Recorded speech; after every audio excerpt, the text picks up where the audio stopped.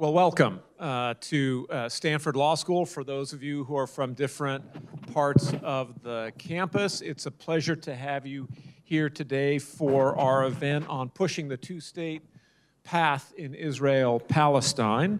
My name is Alan Weiner. I'm the director of the Stanford Center on International Conflict and Negotiation, and I've been doing work on the Israeli-Palestinian conflict for many years now here at Stanford. One housekeeping matter before we jump in. I'd like to remind everybody to please silence your cell phones. And in addition, I am advised that no photography, video, or audio recording is permitted.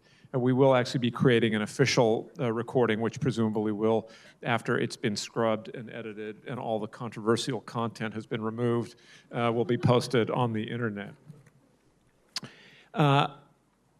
And let me also say one other thing. I would just like to express my appreciation to the program group here at Stanford Law School, and in particular, Monique Chow and Maria O'Neill. There's a lot of work that goes into organizing an event like this. So I am grateful for the assistance, which has been delivered in both a competent and a good-natured manner. As we all know, we have over the past 2 years witnessed a terrible political and humanitarian crisis in Israel and the Gaza Strip. I should note that at least for today, I'm going to be trying to use the past tense to refer to this crisis as we watch the current developments in the region with a great deal of hope. Again, we have hope that we will see the return of the hostages, the release of the detainees, a cessation of hostilities, and perhaps even an acceptable plan for the governance of Gaza can be developed and a sustainable resolution of the conflict can be achieved. I will say, though, that for those of us who follow and work on this region, we know it's a part of the world that can be cruel to our hopes, so we have to be vigilant. This week, as of course you all know, marks the second anniversary since Hamas's October 7th attack against Israel, to which Israel responded with a military campaign that we've all seen. Both of these events, the October 7th attacks and Israel's response, have entailed enormous human suffering. This is not a session on international law. I am an international lawyer. I think it should not be particularly controversial to say that both Hamas and Israel have committed extensive violations of international law, the laws of armed conflict, in the course of this campaign. And whatever we may think of the legal questions, it is incontrovertible that the human suffering has been enormous. And again, tragically, the events of the last 2 years are only the latest episode in a long-running episode of the conflict between Israelis and the Palestinians, Israeli Jews and the Palestinians. But among Israelis and Palestinians, we've seen that the events of October 7th have deepened divisions and polarization, and that's true for those of us here in the United States who care about the region. And yet there is another view of a future for the Israeli and the Palestinian people, one that rejects the notion that conflict is inevitable. Our speakers today, through their beliefs and their actions, are committed to a view that a peaceful future for the Israelis and the Palestinians, two people living side by side in two states, is possible, and indeed the only viable solution for the region. Our speakers are affiliated with the OneVoice movement and the Peaceworks Foundation, which together are committed to moving a critical mass of Israelis and Palestinians to reject the status quo and to unlock the full potential of both peoples. Since 2002, OneVoice has been supporting the work of brave Israelis and Palestinians striving for a better future. And although it is ultimately the Israeli and Palestinian people who will need to determine their future, OneVoice also recognizes the importance of global involvement in efforts to resolve the conflict and the role that those of us living outside the region can play. One of the goals of OneVoice is to foster discourse that is less polarized and that can build consensus for a vision of Israeli-Palestinian coexistence. I should note that as the director of SCICN, I'm deeply inspired by the work that OneVoice and Peaceworks have done. I think this will now be the third event that we've hosted here at Stanford in the last 18 months. One of our speakers today, Daniel Lebetsky, I just met for the first time, but as Ezzeldin Masri has been here 3 times, and I'd like to say that I now consider him to be a friend. Thank you. You've seen their bios on our promotional materials, but let me quickly introduce each of our speakers. They'll speak for a few minutes to talk about the important work they're doing. I might then follow up their remarks with a few questions of my own, and then we would like to consider questions from the audience. We're going to do this in a Silicon Valley way. There are no mics here, so if you want to do questions, you can see there's a QR code there. Scan that with your phone and type your question. Those questions will appear here on my screen, and I'll do some sorting, but we'll try to get through as many of your questions. This is the first illustration of successful conflict resolution. Daniel wanted questions to be taken live from the audience, and we decided we're going to go do it this way. And look, we're still getting along. So again, scan the QR code up there, and you should get an app that opens up that allows you to type in your question. Okay, so first allow me to introduce Daniel Lebetsky. Daniel is the son of a Holocaust survivor. He spent his life building bridges, first by promoting economic cooperation in the Middle East, then by building the OneVoice movement, the largest grassroots movement of Israelis and Palestinians working towards peaceful coexistence. He's also known, he's got a side hustle. You might know him as the founder of Kind Snacks and the Kind Bar. But he spent over 30 years working with Israeli and Arab partners to work towards building a Middle East where all people can live in safety and dignity. Through his philanthropic work, Daniel seeks to help those in conflict move beyond the us versus them division, zero-sum game approach, to think about ways, again, that they can build a shared future. And I need to spend time with Daniel afterwards talking about the work that we do in SCICN, when one of the fundamental questions that we encourage parties to conflict to engage is can they begin to imagine a vision of a shared future that's tolerable, acceptable for both of them. I should note that this is a homecoming for Daniel. He earned his JD degree here at Stanford Law School. I'm told I'm not allowed to say when that happened because it would reveal his age and his...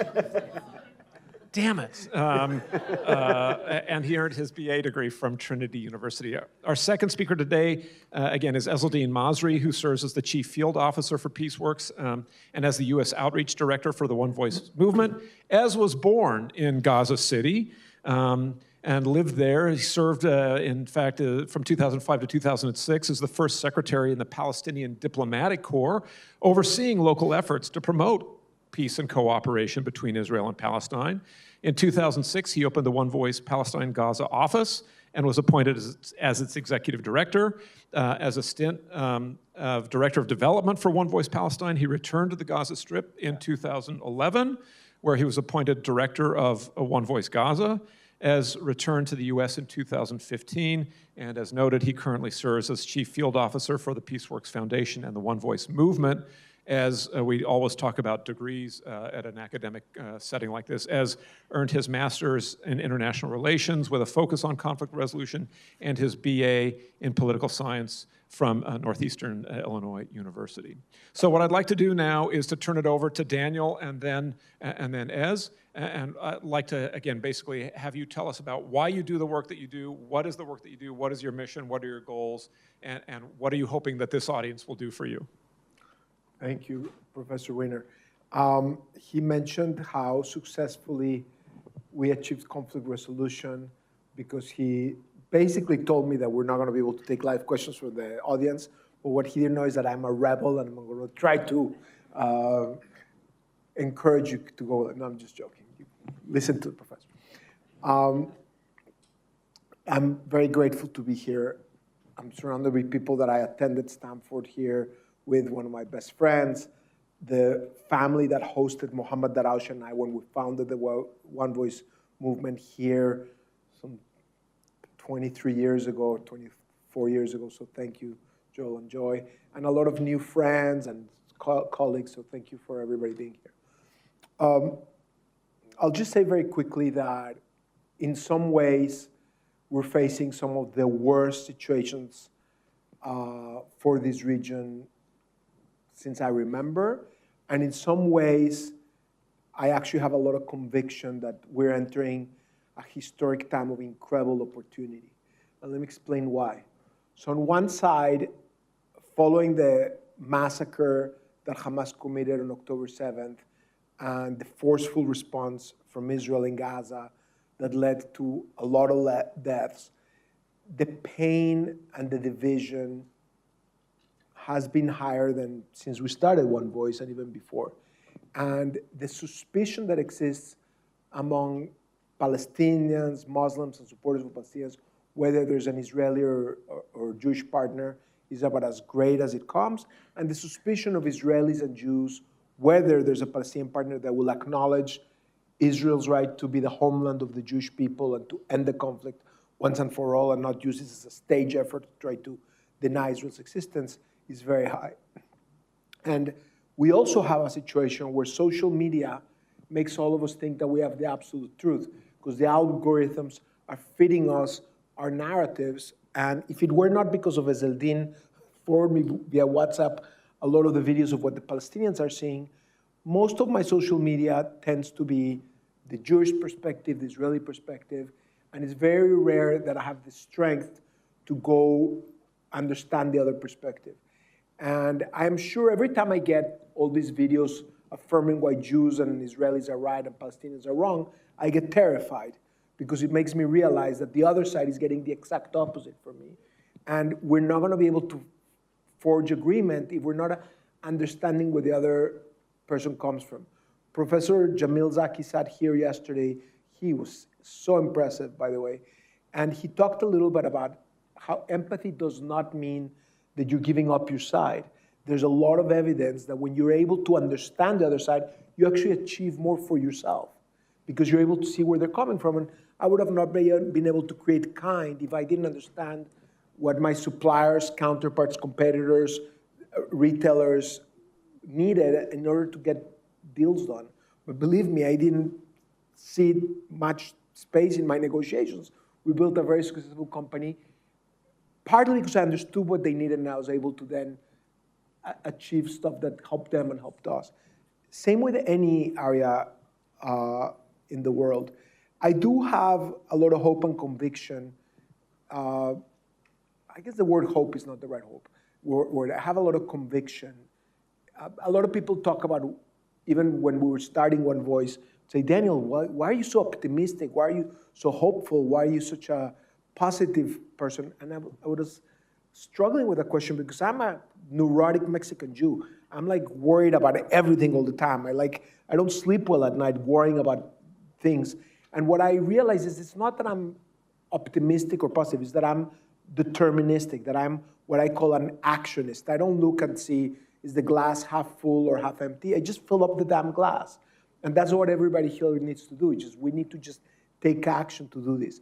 But objectively, when we started OneVoice 20-some years ago, you had a situation where Saudi Arabia was funding jihadism and Islamist fundamentalism.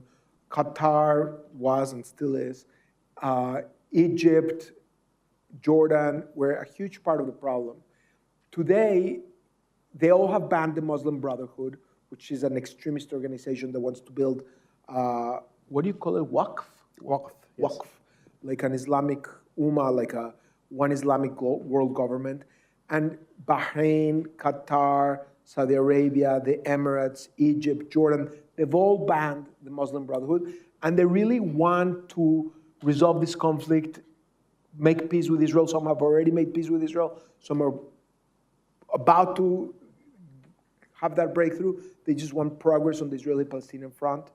And even within Israel's Muslim population, my co-founder, Mohammed Daraushe of OneVoice, when I met him, and he became a very good friend, but he identified himself as an Arab citizen of Israel, as a Palestinian citizen of Israel. He didn't acknowledge his Israeli identity. He just happened to have an Israeli passport. Today, about 1/3 of Arab citizens of Israel see themselves as Israeli first. And this is fascinating and very, very important that Israel has succeeded in at least 1/3 of their Muslim Arab population getting to recognize that there is some benefit to be an Israeli and to build a country there. So I think that population, the Palestinian Israeli or Arab Israeli or Israeli-Palestinian population, is a very important bridge builder. Mohammed helped co-found the OneVoice movement. And we do have very, very elusive steps. I think it's going to take decades of work to rebuild the trust. But I think that there's a historic opportunity with the agreement announced by President Trump. Like you said, the only thing you can predict about the Middle East is that you cannot predict anything. So till this peace agreement is implemented, I'm not holding my breath. But there is a possibility that finally extremists are going to be stripped from power in Gaza, and then that's going to give an opportunity for Israelis to also empower builders. And there's an opportunity that you're going to be able to rebuild over the coming decades a future that allows Israelis and Palestinians to live together. And Ezeldin and I had a meeting with a group of Muslim students earlier today, and one of the things that I said is that the only way for Israelis and Palestinians to fulfill the potential for their people is to acknowledge the humanity of the other side. So long as either side denies the humanity of the other, and there's no security, dignity, respect, kindness for both sides, you're not going to be able to fulfill the potential and build a better future for your children. So it's out of self-interest that Palestinians like Ezeldin and Israeli friends in OneVoice, I'm a confused Mexican Jew, so I'm like, I don't even know what I'm doing here. But it's only out of self-interest that the people in OneVoice are building a better future for each other so that their children can have that better future. I think it was a little too long, but. Yes. Yeah. I am Azzuddin al-Masri, Palestinian American, originally from the northern Gaza Strip. Why do I do this? I do this because I love Palestine. I do this because since I was 16 years old, I took interest in Palestine. I took interest in ending the Israeli military occupation. So from the age of, like I said, 16, Jabal refugee camp, I remember going out and protesting with others, and later on getting more involved when it comes to Israel and Palestine with the eruption of the first uprising in 1987. I became, secretly, without telling my family, I became a member of the United Leadership of the Uprising. That means I am an enforcer of the strikes in northern Gaza. I take part in hanging Palestinian flags at night, even though Ishaq Rabin back then, he said, break their bones if they throw stones to the Israeli soldiers. Ishaq Rabin said, if you spot somebody with a mask hanging a Palestinian flag, shoot him in the head, kill him. I went out at night without telling my family. I went hanging Palestinian flags and spray painting. I'm a Palestinian nationalist. I do this because I want to end the Israeli military occupation that started in 1967 of East Jerusalem, the West Bank, the Gaza Strip. I do this because I want to see a Palestinian state under the sun, on the 1967 borders. That's why I do this. I do this because I also recognize the Jewish people connectedness to the land between the river and the Mediterranean. We are two people, two proud people that share the same land. The Jews cannot kick us out to other Arab countries. And also we cannot send the Jews back to Europe and Russia. So we must find a formula to coexist, both us and the Israelis. That's why I do this. I continued. I came to the United States and studied political science, bachelor's and master. Why? Because I wanted to go back to Palestine, because I wanted to be part of the state building, and I did. I went back to Palestine when I finished my master's degree in 2003. Even though it was a war zone, I went back. I took my two kids, Azzat and Suad, and my American wife, and I went back because I'm a Palestinian nationalist. I wanted to take part in the state building, and I worked for the Palestinian Authority in the diplomatic corps. And that's where I got to see, I worked in the peace sector. And that's how I got to see all these international organizations and international figures coming to Palestine and trying to build bridges between the Israelis and the Palestinians.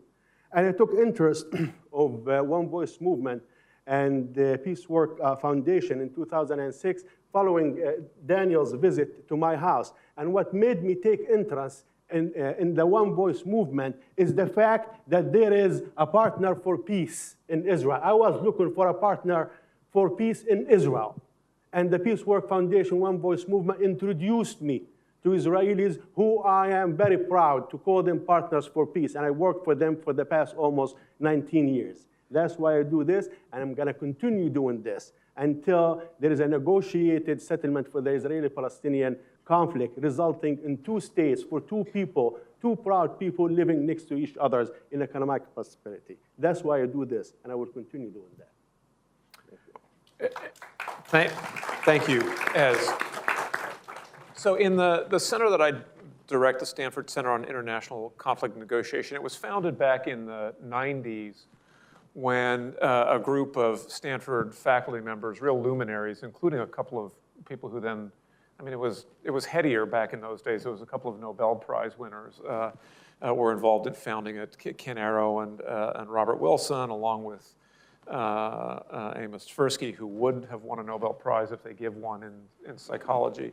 And the problem that they were interested in, they looked at a lot of conflicts, and they thought, you know, if you're an outsider, it's pretty easy to identify a solution that would make not just one side, but both sides better off than they are remaining in a state of conflict. You know, if you're an economist, there would be Pareto improving outcomes. And yet the parties are not able to reach that agreement. If you're an economist at this moment, your head should be exploding, right? Because people are essentially not behaving in their rational self-interest. And so what SCICN has been interested in trying to figure out is, what are the barriers that prevent people from being able to reach agreements that would improve their situation? And I've long taught the Israeli-Palestinian conflict as, you know, an example of one of these conflicts where we can imagine a solution. 2 states, 2 people, shared, you know, access to the holy sites, no right of return, but humanitarian relief for people who, you know, want to come back, shared control of boundaries. It's not hard, and you know, geopolitical thinkers have been drawing up these plans many, many, many times over the years, and yet the parties are not able to reach that agreement. So why do you think that is? What prevents I have a couple of thoughts. What prevents the parties from being able to kind of reach an agreement that would improve their circumstances? I mean, I think we could talk for hours about this, but I'll try to succinctly share 2 or 3 of many, many explanations. One of them is that each side doesn't think that there's a partner on the other side. It happened earlier today in our conversations, and it happened 23 years ago when we started One Voice. When we started One Voice, we set out a set of principles for how to resolve the conflict. And we would show it to our Israeli friends, and they would look at it in Hebrew, and they'd say, yes, yes, yes, I can agree on this, but it's a waste of time. And like, why? Because you're not going to get one single Palestinian to agree. And so then we took the same document in Arabic, and we took it to Palestinians, and we showed them the identical document in Arabic, and they would read and say, I can live with this. This is painful, but I can accept it. Yeah, but you're wasting your time. Why? Because you're not going to get a single Israeli to agree.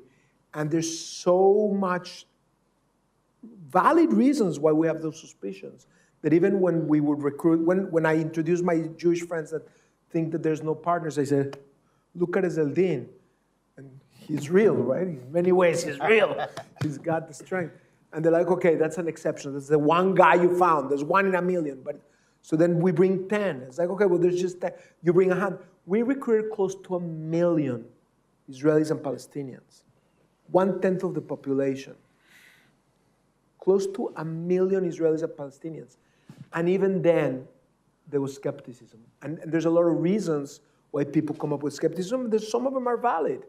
One of the doubts that I have is whether my Palestinian partners will accept that Israel is the homeland of the Jewish people that has a historic right to stay, and that the Palestinians are going to be in the West Bank and Gaza. They're not going to want to, as a staged approach, then try to get the whole enchilada. I can go on 20 other doubts that the Jewish and Israeli side have, and 20 that the Palestinians and the Muslim side have, including the conversation we had earlier today, where they're like, after what has happened since Oslo, why are we to ever believe that the Israelis are going to willfully end that occupation. And the truth is that both sides have a lot of reasons to be doubtful that there's a partner on the other side. But there's also the truth that we do not have an alternative. I really don't love the two-state solution. I just don't think there's anything better than it. By the way, I don't call it the two-state solution. It could be a confederacy. It could be some sort of model where Egypt has some sort of involvement in the Sinai to help strengthen Gaza, or Jordan.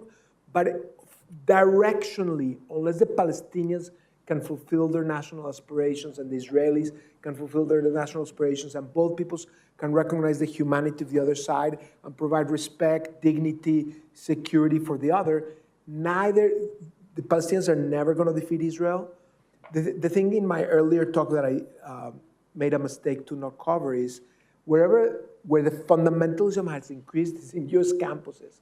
And it's the luxury belief books. A lot of these young people that are demanding absolutist destruction of Israel, they're not Palestinians from Gaza like Izzeldin, who have to live with the consequences of that absolutism. Absolutism is going to end up hurting the people it pretends to support. Violent absolutism and denial of the rights of the other side is only going to prolong the hate from the others. And why would Israelis give the keys to the Palestinians if they think the Palestinians are going to not accept their humanity? So ultimately, both Israelis and Palestinians need to find a way to take baby steps and trust-building measures to start building together. And we created, within the Peace Foundation, something called the Builder's Blueprint, where you create incentives so that the people on the ground each take steps to build confidence. And it's probably going to take decades to build that trust so that eventually you can do that. But if we don't start today, we're only delaying that final victory, and we're only prolonging that pain. As I'd be interested in your ideas about what stands in the way, but one of the barriers that we have identified that often stands in the way of, again, two communities, two groups reaching an agreement that would improve their condition is the role of internal dynamics. And so it might be that there is a solution that is in the best interest of an entity called Israel and an entity called Palestine, but there are people who are going to lose under the kinds of arrangements that might have to be negotiated. Again, as a whole, it'd be better for Israel, it'd be better for Palestine, but maybe on the Israeli side, say, the settlers, or maybe on the Palestinian side, say, the refugees would see the outcome as unacceptable, and they are able to prevent their polity from agreeing on what would be good for the group. So what are your thoughts about internal dynamics on the Palestinian side? Are there internal dynamics? You know this community better. Yes. We certainly have seen the division between Fatah and Hamas. What do you think stands in the way of the parties reaching an agreement that would improve their conditions? This conflict had raged specifically for more than 100 years, and I can pinpoint 1917 as the start of this conflict with the Balfour Declaration, with England giving a promise to the Zionist movement that we are going to help you build a homeland for the Jewish people in Palestine without affecting the rights of the indigenous people. Which at that time, Palestine was a protectorate of the British mandate. It wasn't what you today call Palestine. Of course. And we just had emerged from 400 years of the Turks' occupation, the Ottoman Empire, so borders were loose.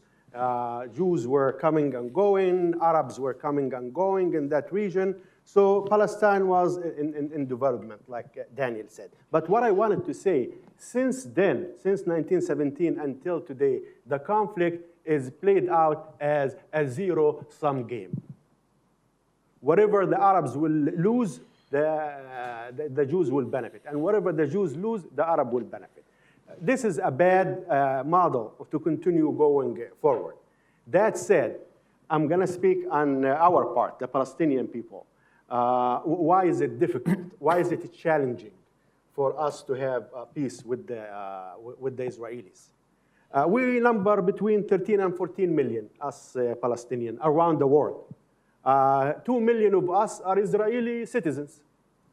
They get to vote in the Knesset. Azzam Bishara, who's from Nazareth, one time he wanted to actually run for president of Israel. So they have their rights. They could go also into the army and etc. They are full-fledged Israeli citizens, 2 million. In Gaza, we have 2.3 Palestinians. 1.5, they are not Gazans. They are refugees from 1948 war, from Ashkelon, from Sfad, from Ramla, etc.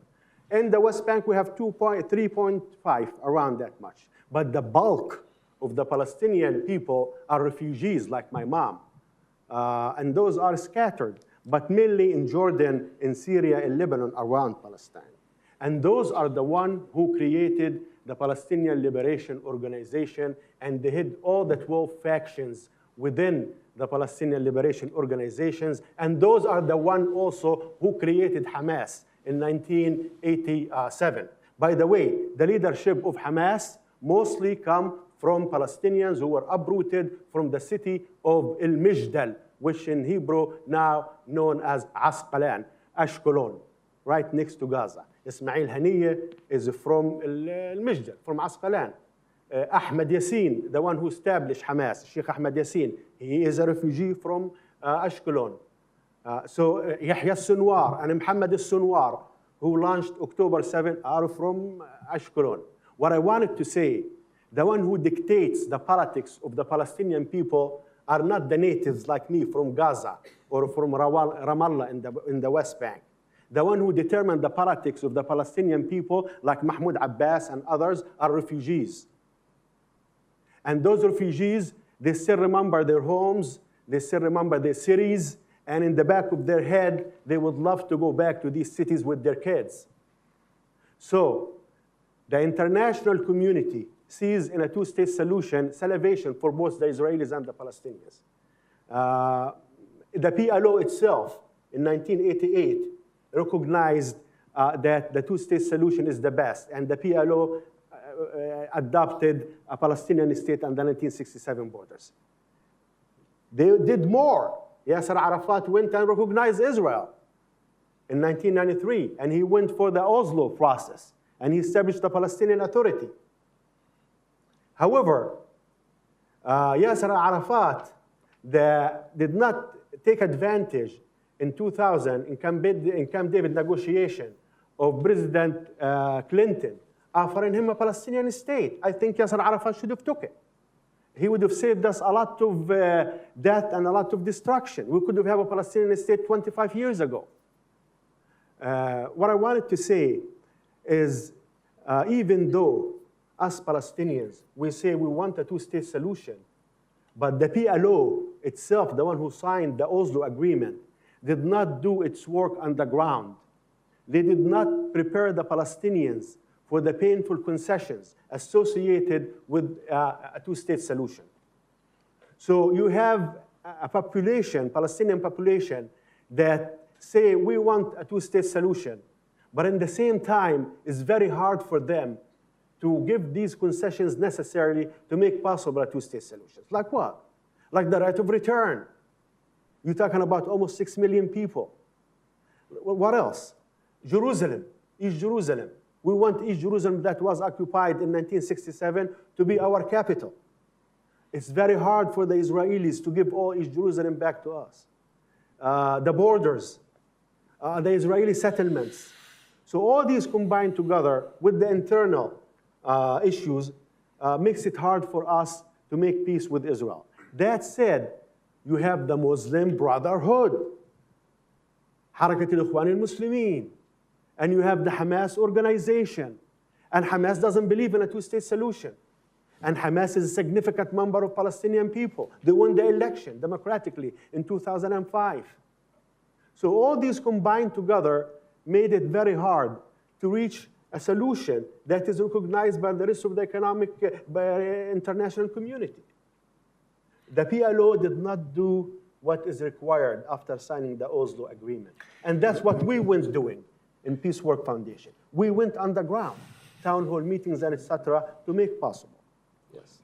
I think just to build on what Alan has just talked about, there's a fundamental misalignment of interests. And you have a situation where over the last 17 years, Hamas was receiving hundreds of millions of dollars every year. And it was just building a terror infrastructure rather than building a state. And so we were rewarding the destroyers rather than the builders. So you have a misalignment because instead of investing and putting that economic development to help builders, you were helping the absolutists. You have a misalignment because the groups that tend to have the most fervor and wrap themselves with nationalist legitimacy tend to be the most hawkish groups, whether it's, to your point, the refugees or the settlers. You have a misalignment because foreign governments invest enormous amounts of money to derail efforts. Like Iran consistently invested in the most radical forces to try to prevent the moderates from rising up. You have misalignment because division has given extremists to reign. And you have a misalignment because the religious fervor, a lot of people also wrap themselves around it. And my theory is that the vast majority of people, whether it's Israelis or Palestinians, from my lived experience, from going to Gaza, the West Bank, across Israel, the vast majority of people would potentially be comfortable if they saw that they had a partner on the other side, if they saw that there was a better future for the children, they'd be willing to build. But not only do they not see that partner, they're too busy raising their children. And even though the extremists are a very small minority of the population, they're very passionate. Extremists wake up in the morning and they think, how can I advance my cause? And moderates wake up in the morning and they think, what can I have for breakfast? And that gap ends up giving extremists a disproportionate amount of power. And the responsibility that we all have is to fill that void with action, to build positive acts on the ground, to start building together. The Builders Blueprint that we've talked to the US government about and the Israeli government and other Arab governments about is a methodology to start developing the economy and different social infrastructure things in a way that it empowers builders rather than destroyers, in a way that it incentivizes the Palestinian and Israeli population to take small baby steps to suspend their disbelief of absolute hate and start investing in teaching their children how to coexist, in providing a better infrastructure, better opportunities, in tandem with people taking leadership and action as builders. So that as we rebuild Gaza in the coming decades, we're empowering the next generation of builders rather than all over again giving the extremists like Hamas the monopoly of power. So that's imperative that in the next round, I spoke with Stuart Eisenstein and Dennis Ross about this. Dennis spent his time developing diplomatic initiatives. Stuart was working on economic incentives, and they were not talking to each other. And so a lot of the economic building ended up benefiting the extremists. We cannot allow that to happen moving forward. I'll offer a comment, one question, and then we'll go to the audience questions. The comment, this is a risk when you have somebody who works on these issues. On this question of a partner for peace, we hear this over and over again from both sides. There's no partner on the other side. In some ways, I hear it more from Israelis. And my colleague Byron Bland, who was involved in the Stanford Center on International Conflict Negotiation with me once said, like, the Israelis kept saying, like, we need our Mandela on the Palestinian side. And that used to not really work for Byron because he realized, you know what's wrong with that? Mandela won, right? So the white South Africans essentially surrendered to Mandela. So that's not what Israelis say when they talk about wanting a Mandela. Although what Mandela did, which was so important and not present among the leaders in this conflict, is to provide reassurance to the other side that when a transition happens, there will be a tolerable life. You're a white South African, you have a job in the government, you live in a home in the suburbs, you drive a Range Rover, you go watch the rugby on Tuesday, you know, and after there's majority rule in South Africa, you're gonna have your house in your suburbs, your government job, you're gonna go watch the rugby, that the things that matter to you, your future will be bearable. I've never really heard, apart from occasional grudging acknowledgments that Israel might accept a Palestinian state. I've never heard an Israeli leader describe a vision of a Palestinian future state that would be bearable. And now, of course, we hear... What do you mean? Shimon Peres just spent all his time talking about it. He basically didn't talk about what a state would look like. He basically said... Shimon Peres spent all the time talking about how incredible this land of peace would be for everybody. I think the South He was talking to Israelis. He was not talking to Palestinians. Shimon Peres, after Oslo, Shimon Peres and Yitzhak Rabin were the hottest ticket in town. People from all over the Gulf, from Bahrain, from Egypt, they all wanted to spend time with Israelis. There was a honeymoon period after Oslo where all the Arab states, everybody wanted to partner with Israelis to build the new Middle East. Then everything derailed. I think the South African example is terrifying because not only, like the way it has devolved, now ANC became a very corrupt platform of extremism.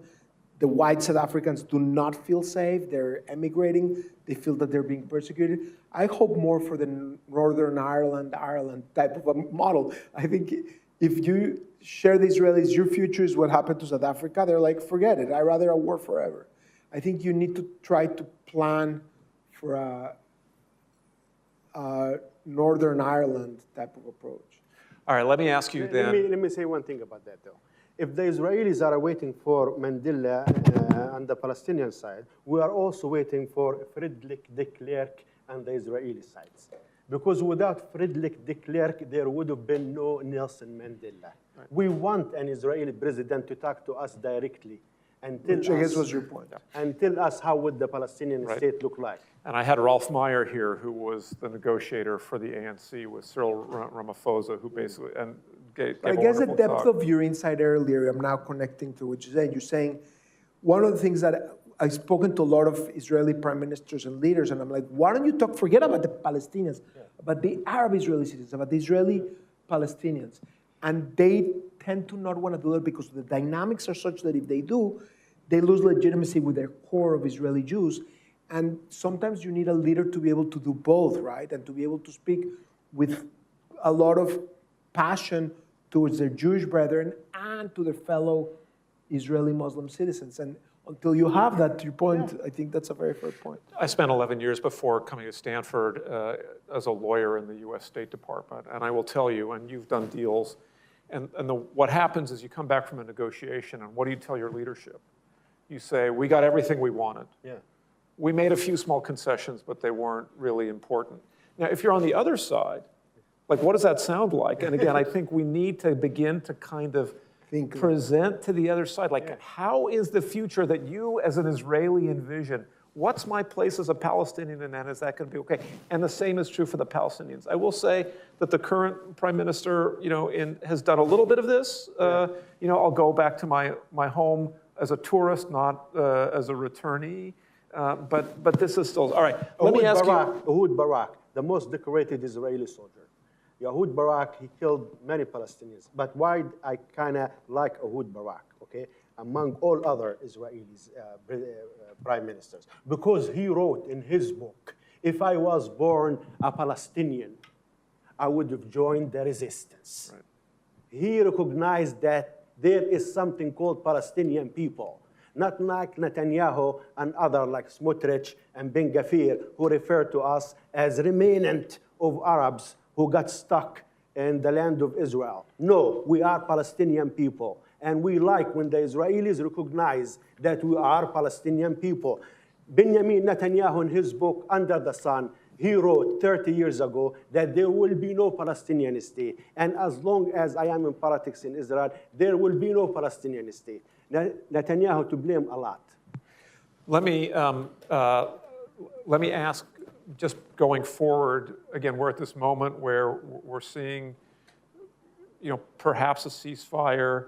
Is this a moment that from the depths of the horrible experiences that we've seen over the past 2 years, is this a moment which can provide momentum for those like you who favor a two-state solution, or is the pain or the divisions too much for this to be a moment for building? It's a momentum. It's a momentum. And I also wanted to say another thing, that prior to Hamas doing that terrorist attack on October 7 and the massacre that ensued in Gaza envelope, Hamas took us, Palestinians, 2.3 million in Gaza hostages.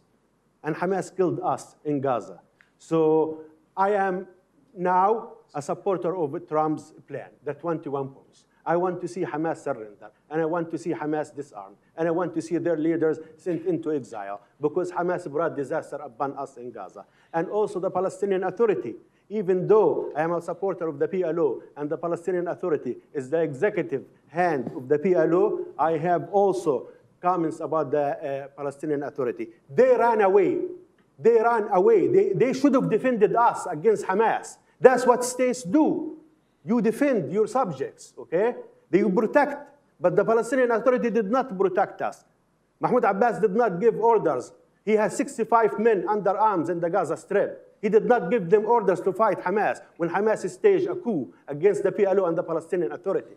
For 18 years, Mahmoud Abbas and the Palestinian Authority left us 2.3 million Palestinians in Gaza to rot under Hamas rule.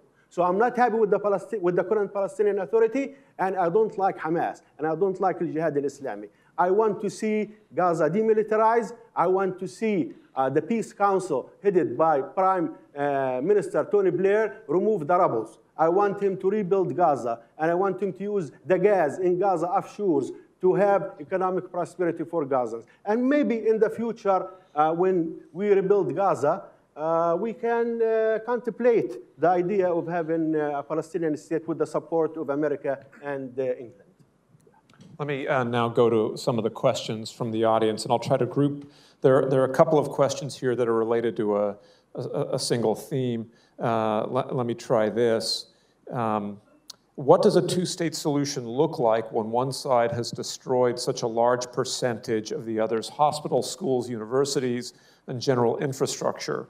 What does either side owe the other given the destruction? A similar question asks about how can we even talk about a two-state solution? Is Israel responsible for making reparation for the victims? So thoughts about... I mean, I used to really focus on trying to score points, and I realized that it's not the most useful, but because there's no Israeli here to represent that narrative, I will just explain that the tragic reason why those hospitals were being destroyed is because Hamas was embedding all of its military forces under those hospitals, inside those hospitals, under those schools, inside those schools, shooting from those hospitals, shooting from those schools. There is just ample evidence.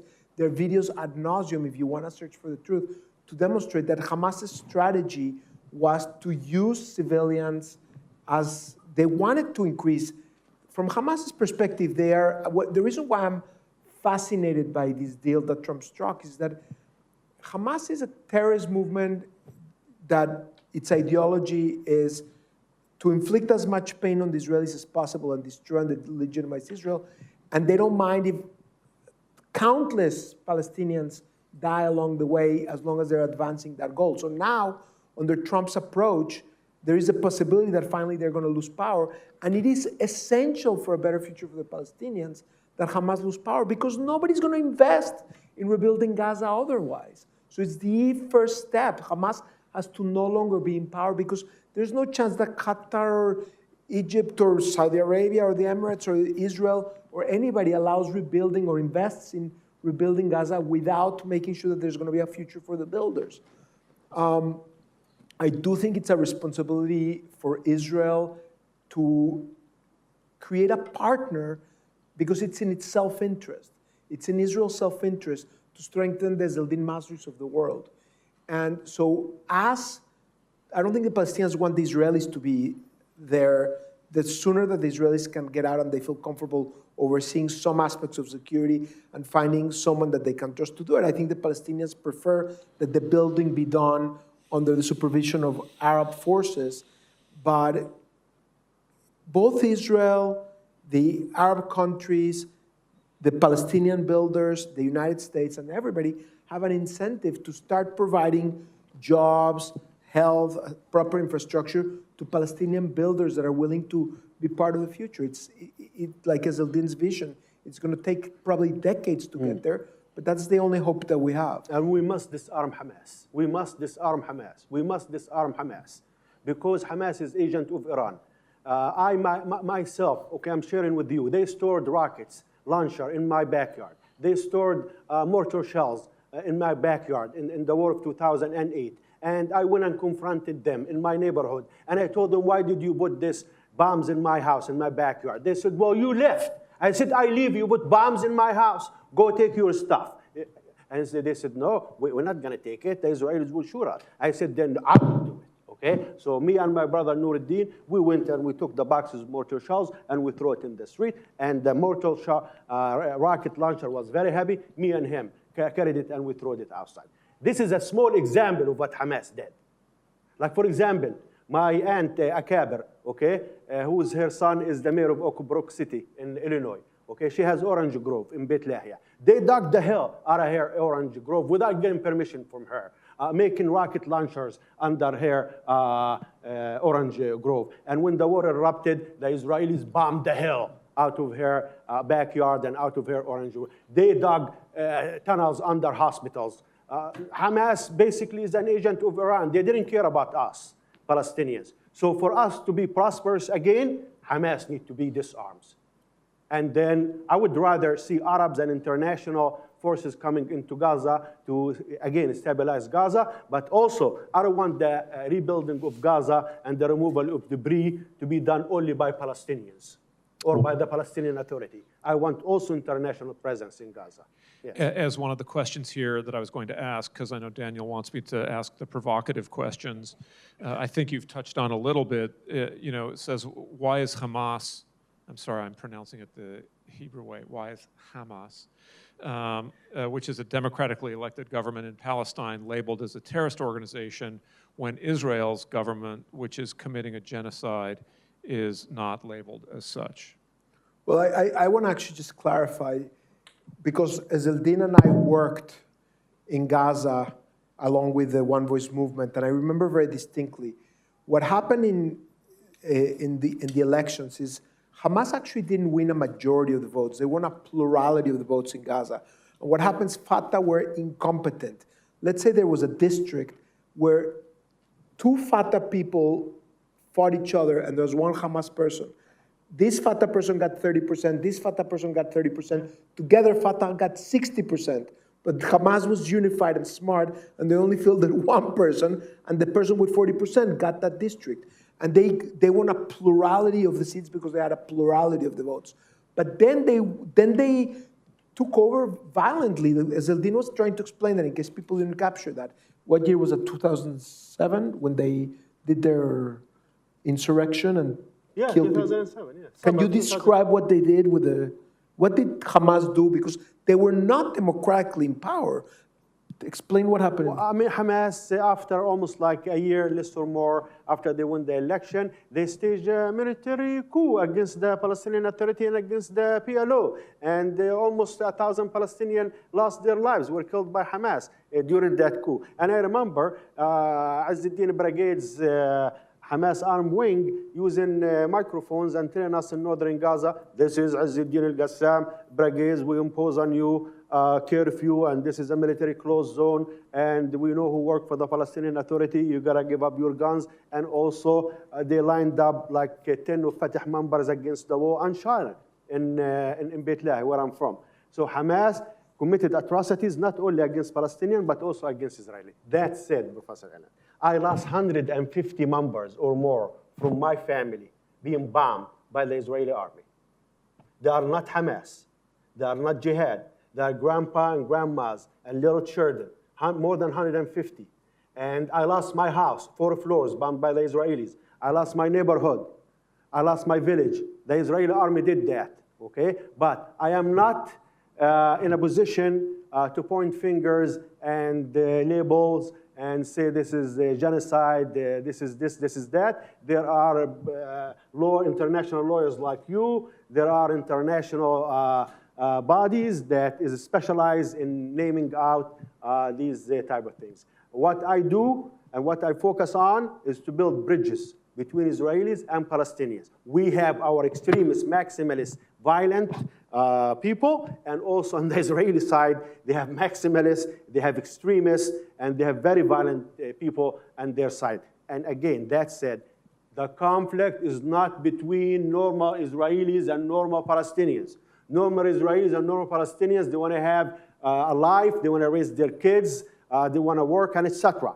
The conflict is between the two extremist Marxist camps, one in Israel and one in Palestine. Jihad al-Islami, Hamas, Smotrich, Ben Gvir, the settlers.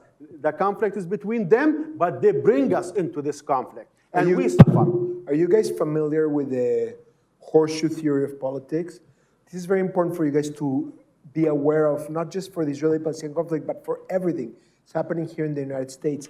Extremism begets extremism. Extremists from one side empower extremists from the other side. So the horseshoe theory of politics is that, let's say this is the far left and this is the far right. The vast majority of us are here. But these guys are closer to each other and they strengthen each other. You see it with how MAGA is strengthening DSA, and now the far left is strengthening the far right and vice versa. You see it in the Middle East conflicts where on the other side you assume that the extremists are ruling your enemies so that you become more hawkish. And the only answer to break that deadlock is for the people here to start waking up and after they have their coffee, start mobilizing and taking small actions till we seize back the agenda. We did it before, we have to do it again. In every area, not just in the Israeli-Arab conflict context, in every context, we need to be active to bring light. What's the difference between a destroyer and a builder? A destroyer is an extremist who wakes up in the morning and takes action to divide, to demolish, and to diminish. Divide us from one another, demolish and destroy, diminish humanity. What is a builder? It's a person that takes action to unite, to build together, and to bring light to the world, to leave the world better than we found it. Why are we going to win? Because the vast majority of us want to be builders. But we have to take action. We can't just wait for others to do it. We are at time, and there is going to be a class in here, so we're going to be thrown out. We're going to be given the bum's rush here pretty soon. But I do want to give you a chance, briefly, por favor, to answer this question. If there are people in this room, especially young people, students, who share your belief that the Israeli and Palestinian people need to find a way to live together in peace, to build a future that improves conditions for both of them. Very briefly, what can they do here, now? Do you want to start?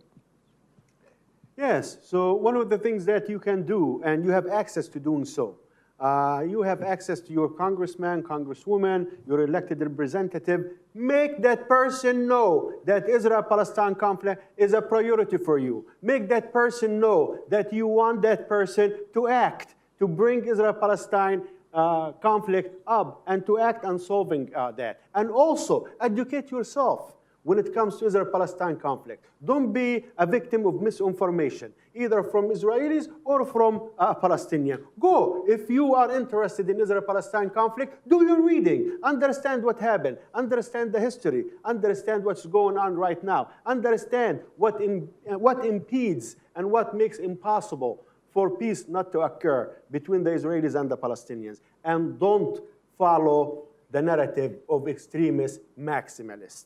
Don't. Yes.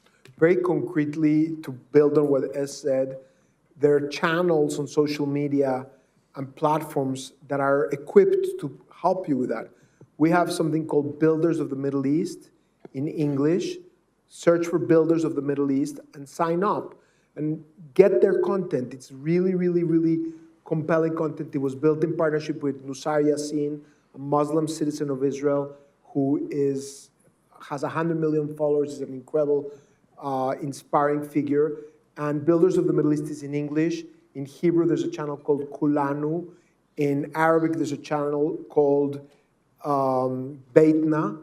And those three channels across all platforms, in Instagram, TikTok, etc., every day bring really, really compelling stories of people like Ezeldin, for you to meet Israelis and Palestinians that break those stereotypes. And across the Middle East, people that are builders, learn to become a builder.